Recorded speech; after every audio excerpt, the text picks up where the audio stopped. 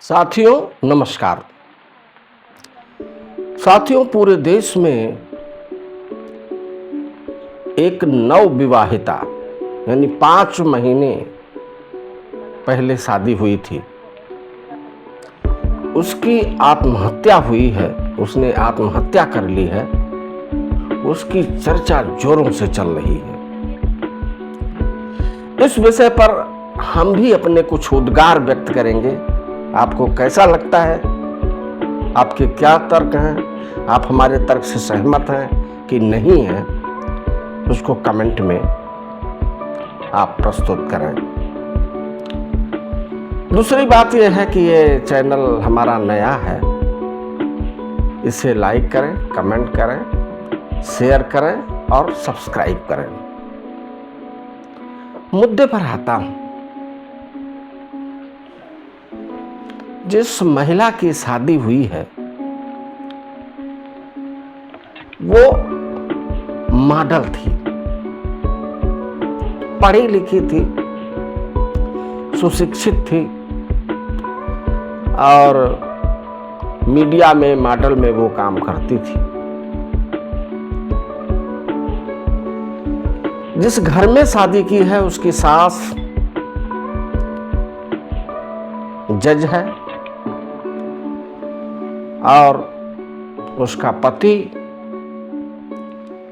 पेशे से वकील है।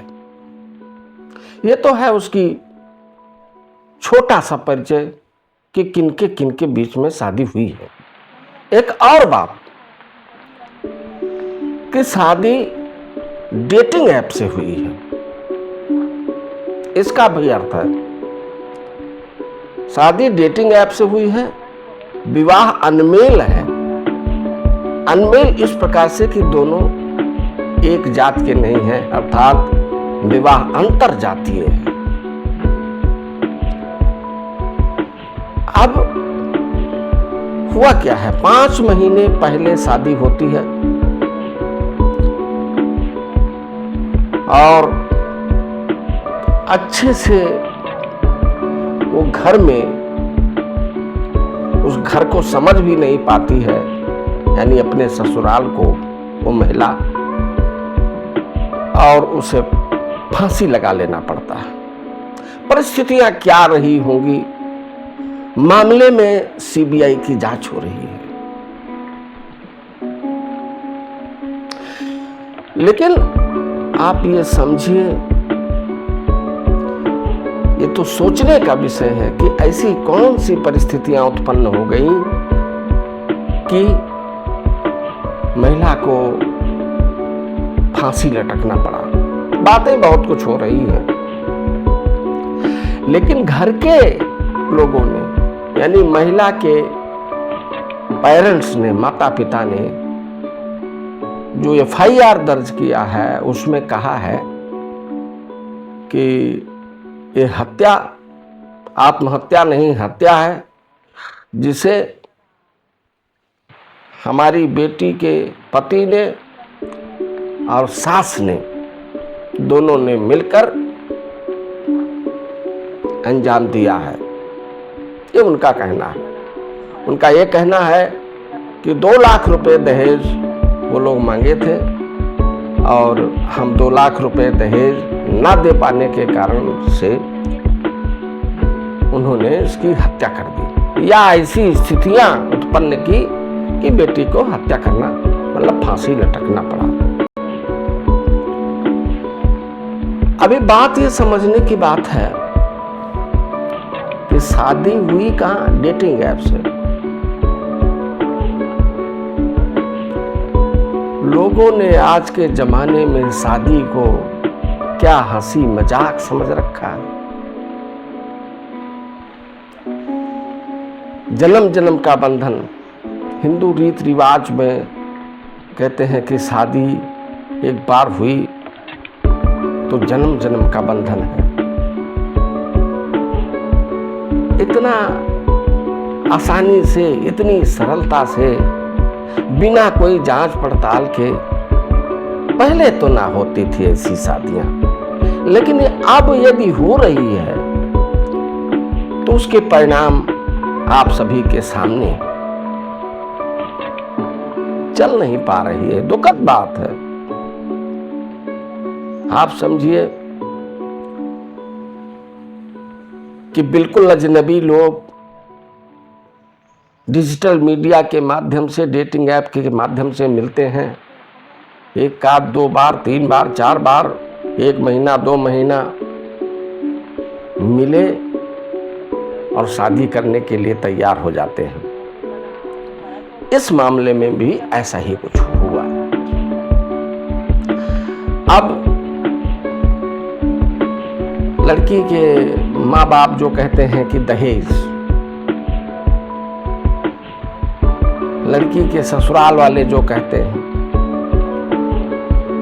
जो लड़की की सास है, उसका जो बयान पुलिस में आया है, मीडिया में आया है, उसके हिसाब से उसकी सास ने और उसके बेटे ने, दोनों ने मिलकर के इलेक्ट्रॉनिक्स रूप से NEFT किया है 7.5 लाख रुपए अपने बहू को, कि वो खर्चा कर सके।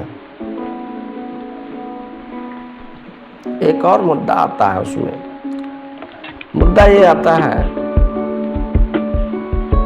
कि शादी को हुए 4-5 महीने ही हुए हैं, जैसा कि खबरों से पता चलता है, और 5 महीने में ही महिला प्रेग्नेंट है।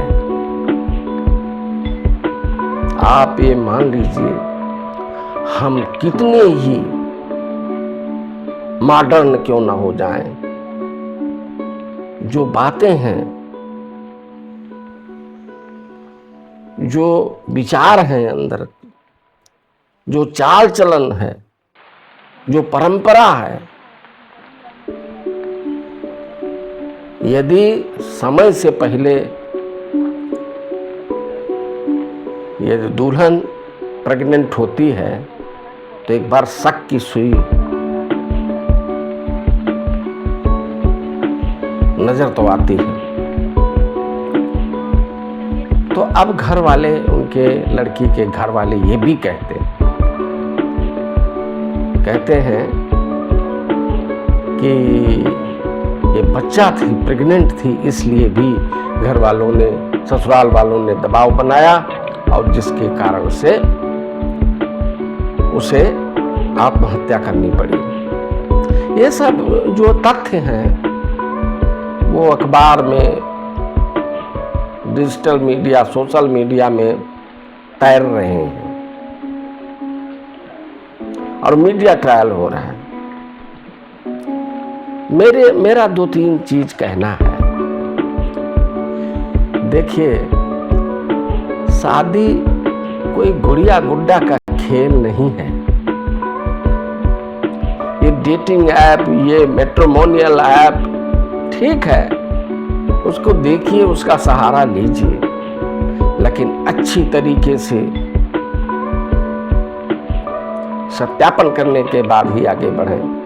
नहीं, ऐसा कुछ हो सकता है।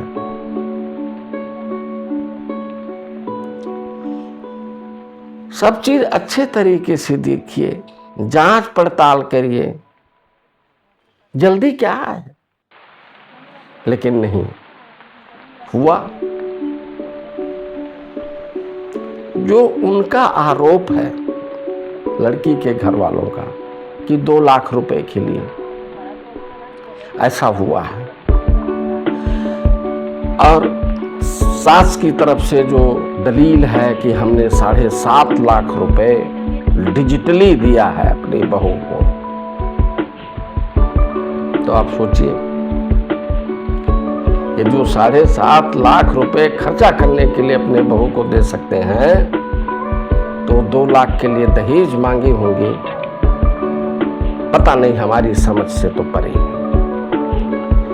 लेकिन है क्या, चलन चल गया है। ससुराल में लड़की मर गई, 7 साल के अंदर है, तो एक पैकेज है कि दहेज प्रथा लगा दो, चाहे मांगा हो चाहे न मांगा हो। जो कि सही नहीं है।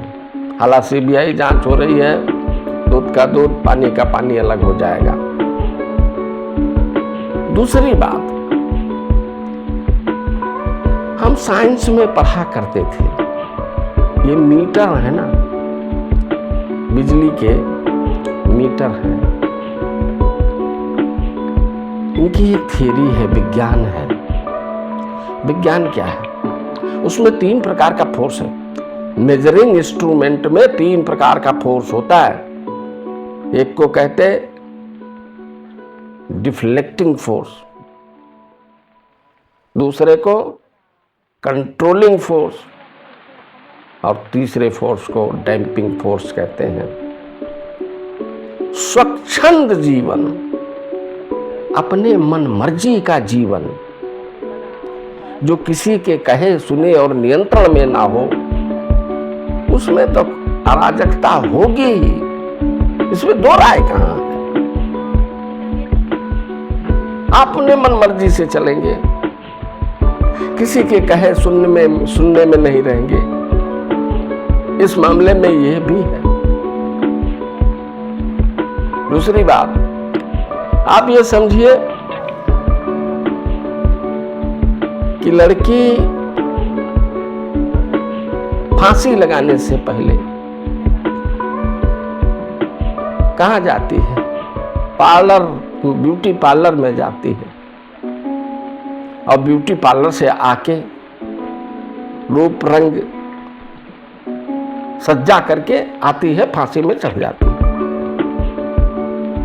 अबे कहां तक सही है तो भगवान जाने और जांच की एजेंसी बताए।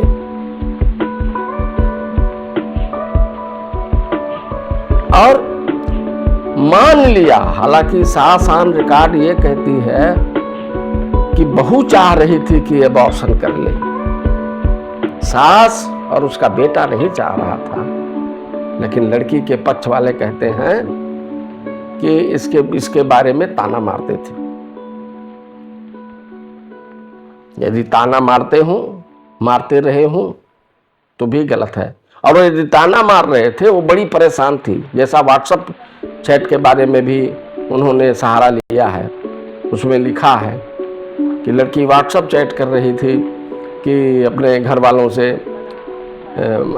माँ बाप से, कि मैं बहुत परेशान हूँ, मैं यहाँ से जाना चाहती हूँ, मुझे यहाँ से ले चलो। आप सोचिए, ऐसा चैट भी कर रही है। जो इतना परेशान होगा वो मरने से पहले ब्यूटी पार्लर जाएगा। इसको भी सोचने का जरूरत है। कुछ भी हो, हालांकि जांच में जो आएगा वो आप सबके सामने आएगा। यदि ससुराल के लोगों के मन में शक हो, क्योंकि 4-5 महीने में ही प्रेग्नेंट हुई है,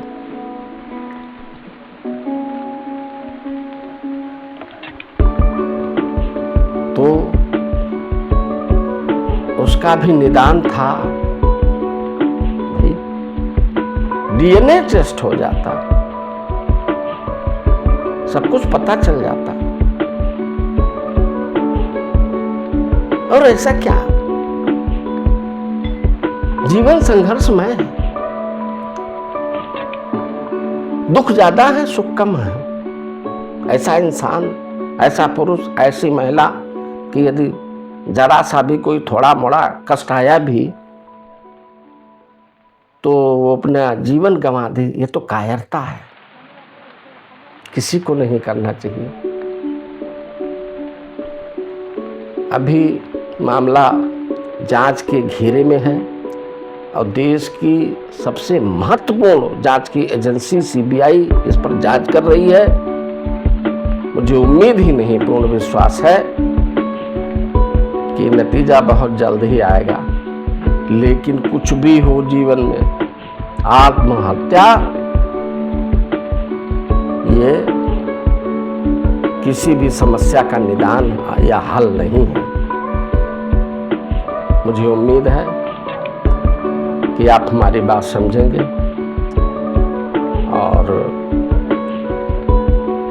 अपने कमेंट में हमें बताएंगे कि मेरे सोचने की जो लाइन है